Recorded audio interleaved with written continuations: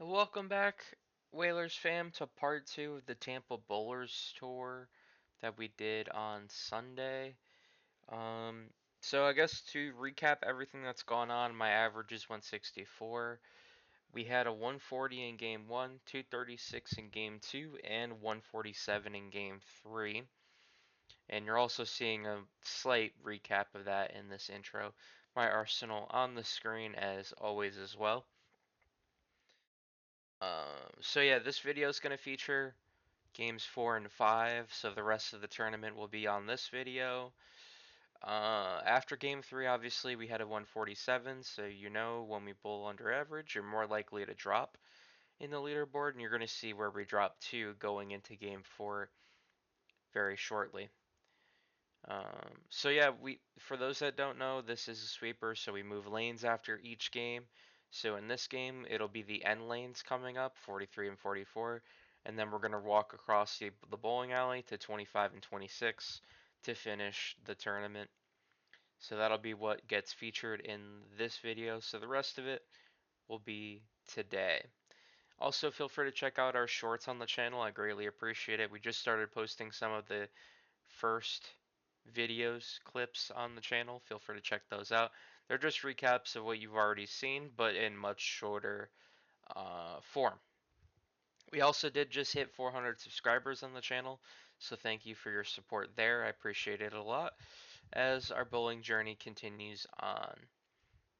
So yeah, I don't really have too much to say going into games 4 and 5, only because you never know what you're going to expect, and with the games that we've had, we've been pretty much on both ends of it, not really a middle where like we're getting like a 180 or something like that. So I'll let you guys see how we do for the rest of the way.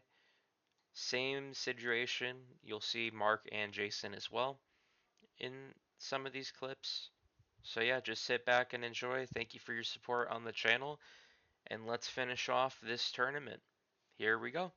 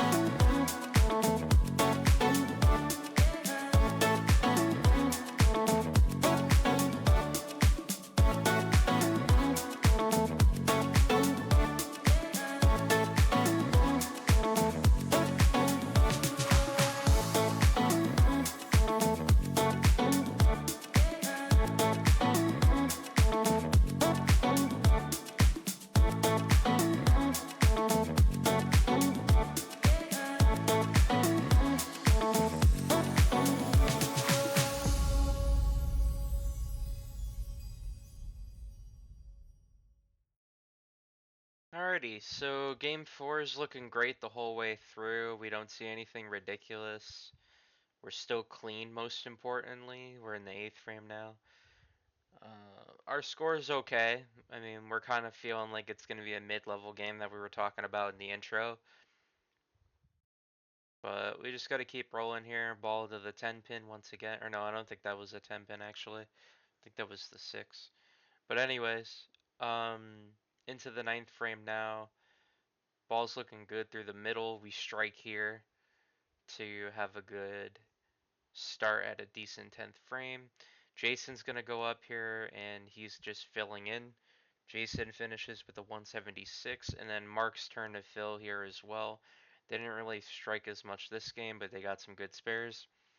And for Mark, he leaves a 7-10 split on the fill ball. Thankfully, he left it there for a 181. Now it's my turn to go up here in the 10th frame. We are working a strike right now, but we end up doubling. Although the thing I noticed, or I didn't notice, was the score in the 9th frame never adjusted until after I threw this ball, after my triple. This would have been triple, but double in the 10th frame. And they give us a 193, which changes us from a mid-level game to a high-level game. And we come away with a 222, exciting enough. So we tied our personal best from the South. And that's the third 200 game at Bold now in the last 2 tournaments. This is just a walkthrough of the bowling alley now. I decided to throw this part in just so you could see what lanes are all being used in this tournament. And our rotation is all the way back up toward the front of the house. So you got a nice little short walk um, from us moving lanes. All my stuff's all the way at the bottom already. The last thing I went to go grab was the camera, so you guys can see what's going on. The lane I walked into was a breakdown lane, so nobody was using it. So we move one more over for 25 and 26. That's where we're going to start for game 4. Good start, or good game in game 4 though. That helps us out a lot in the standings. You're going to see where we line up going into game 5 now. We just need that mid-level game now. That's really all we're missing, and if we can do that, we very well should be able to hold on for a cash spot. But you never know. Crazier things can happen. But then again, I did just walk all the way across the house, so there's that element of the tournament for us. It's too bad we didn't get to finish on the end lanes because that probably would have did us one better. The thing with sweepers though is I actually kept organized throughout the whole event, so like knowing that I was gonna go across the whole house. After game 4, I ended up putting all my balls back in my bag just to make it easier to carry, and it worked out pretty good because I only had to make 2 trips, one for the bag and then obviously the camera that you have here. That's pretty much what made this a whole lot easier because if I did 5 trips, I probably wouldn't be bowling a good game. But either way, we're doing fine. Just got to be slightly better and hope for the best. Remember, this is my only time with the 164 average, so I got to make the absolute most of this situation. On to game 5, and we'll see you in just a bit.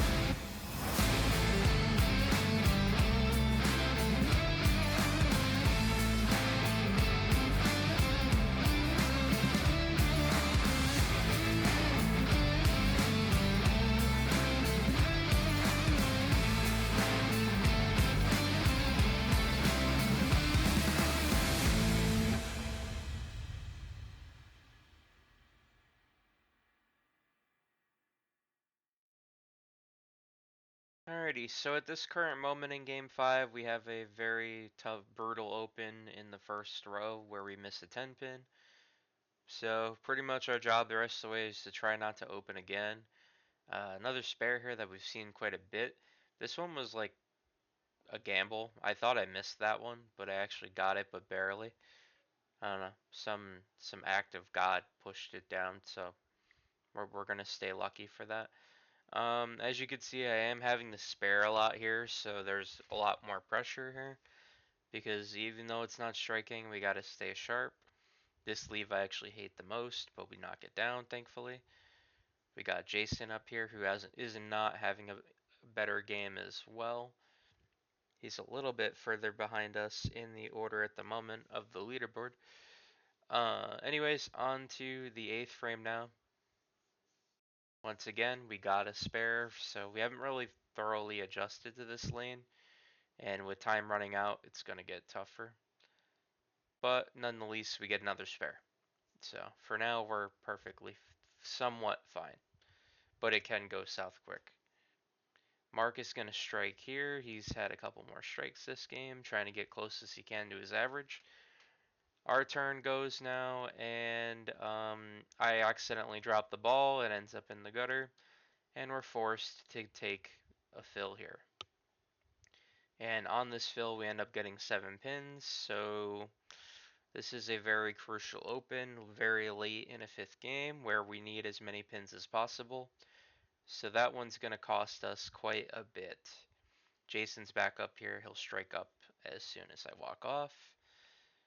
He's going to throw another one here. He's got his dry ball out, and it helps him out with another strike there. And for the final shot for him in this tournament, he can only get a max of 149 here. He'll do just that. Mark ends up finishing with a 174. He ended up splitting in the 10th frame. Now it's my turn to go up.